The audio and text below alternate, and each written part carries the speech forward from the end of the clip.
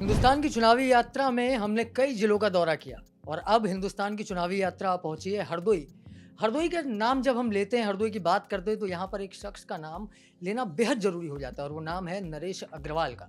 तो आज हमारे साथ मौजूद हैं नरेश अग्रवाल जी। नरेश जी, बहुत बहुत स्वागत है आपका हिंदुस्तान पे। धन्यवाद। आपका भी हरदोई आप आए हैं। नरेश जी, मैं सबसे पहले तो समझना चाहूंगा कि हरदोई में हर एक चीज जो है आपके नाम से जानी जाती है। अभी पूरे जिले का माहौल कैसा है? अरे पूरे जिले में भारतीय जनता पार्टी बहुत अच्छा चुनाव लड़ रही है और हम लोग 8 सीट जीतेंगे और समाजवादी पार्टी भी परास्त होगी, कांग्रेस भी परास्त होगी।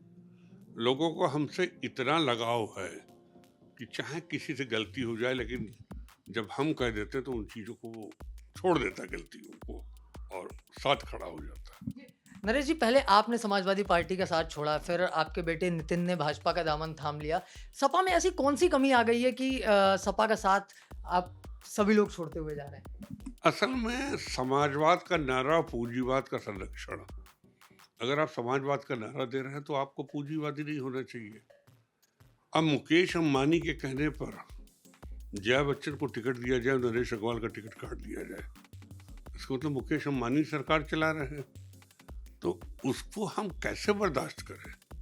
आप हमसे पहले कह देते कि नरेश जी हमारे सामने मुश्किल है, हम जया बच्चन जी को देना चाहते हैं क्योंकि हमारा परिवार भी जया बच्चन जी को चाहता है, आप उसके लिए फिट नहीं है, हम अपने किनारे हो जाते। हमसे बात भी नहीं करी, हमारा टिकट काट दिया, बेइज्जत किया। 5 साल बल्कि 6 साल हम भाजपा से लड़े वहाँ पे। ये तो ठीक था कि मैं बोलबाल ठीक लेता था तो भाजपा के लोग भी मुझसे प्यार करते थे। वो मैं जलालत रह के किसी पार्टी में कुछ जलालत भी करे हो रहा है पार्टी में। नरेश जी, 3 पीढ़ियाँ इस परिवार की राजनीति में रही हैं और उसके बाद अगर थोड़ा-सा 1985 का वक़्त छोड़ दिया जाए तो 1980 से अब तक पूरे ज़िले में जो है आपके परिवार का वर्चस्व रहा है। मैं अभी आपके बेटे यहाँ से चुनावी मैदान में है सदर विधानसभा सीट से। थोड़ा-सा लोग जैसा हमने पब्लिक रिव्यू किया, पब्लिक ओपिनियन लिया तो थोड़ी-सी लड़ाई इस बार मुश्किल लग रही है। कितनी मेहनत करनी पड़ रही है आपको इस बार?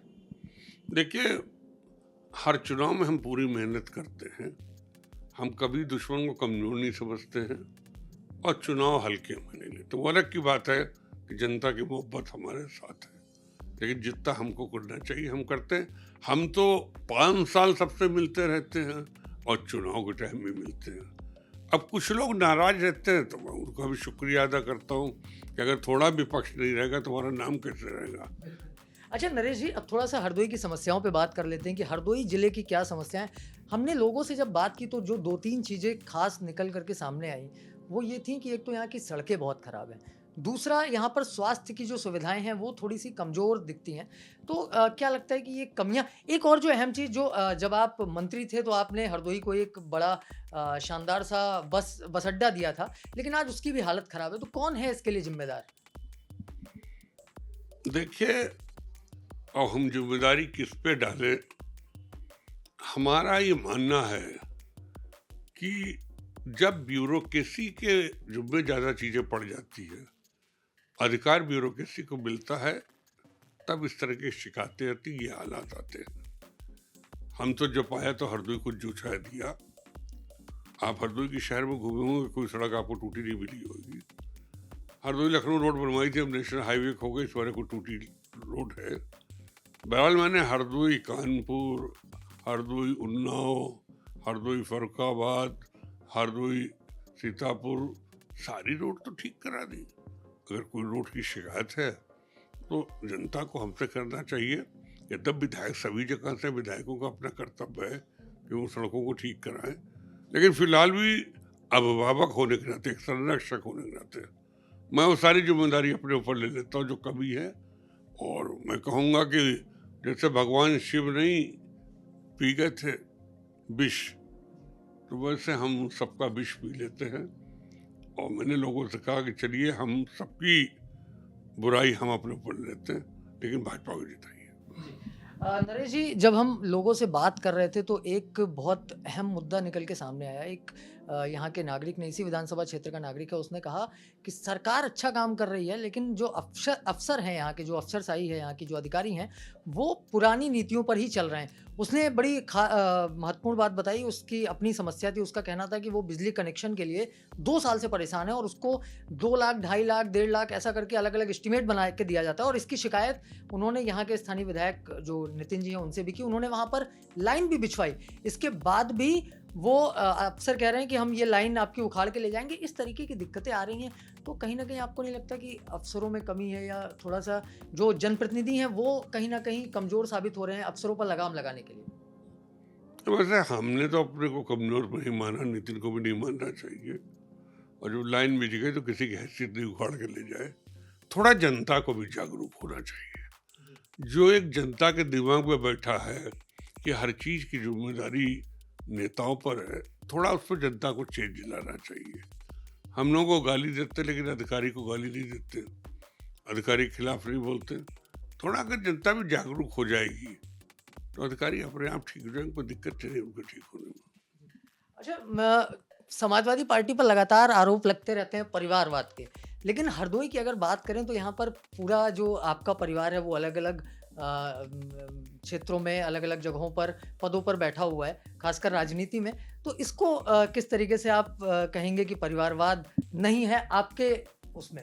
अब तो सिर्फ अकेले नितिन है और तो हमारे परिवार का कोई पहले तो रहे हैं। पहले रहे हैं, लेकिन अब तो नितिन अकेले रह गए हैं। देखिए, हमारा मानना है कि जब डॉक्टर का बेटा डॉक्टर बनता है, इंजीनियर का इंजीनियर, पत्रकार का पत्रकार, आईएएस अपने बेटे को आईएएस रहता, तो नेता अपने बेटे को अगर नेता बना रहा तो क्यों इसके लिए बुरा माना जाता है? अच्छा, एक बड़ा अहम सवाल मैं पूछना चाहूँगा कि अगर उत्तर प्रदेश में भाजपा सत्ता में आती है, तो क्या नरेश जी एक बार फिर से एक्टिव पॉलिटिक्स में आके और सरकार में कोई ज़िम्मेदारी लेंगे? मैं तो चुनाव ही नहीं लड़ रहा हूँ। मैंने साफ मना कर दिया कि मैं उत्तर प्रदेश की राजनीति में मेरा कोई इंटरेस्ट नहीं है। केंद्र की राजनीति में? उसमें इंटरेस्ट है, मैं बिल्कुल इच्छुक हूँ कि केंद्र की राजनीति में मैं कुछ बनूं और मैं अपनी जो हमारा योग्यता है उसको मैं दे सकूं और देश को कुछ लाभ मिल सकता वो दे सकूं। नरेश जी, एक आखिरी सवाल, नरेश अग्रवाल में ऐसा कौन सा करिश्मा है कि हर पार्टी उनको हाथों हाथ लेने के लिए तैयार होती है? बहुत सारी अलग-अलग पार्टियों में रहे आप, अभी भाजपा में सत्ताधारी दल है, ऐसा कौन सा करिश्मा है?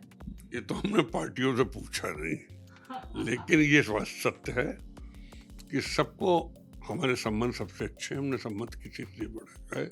अखिलेश जी भी जब हरदोई आए थे तो उनका नरेश जी आना चाहिए, हम स्वागत करते हैं।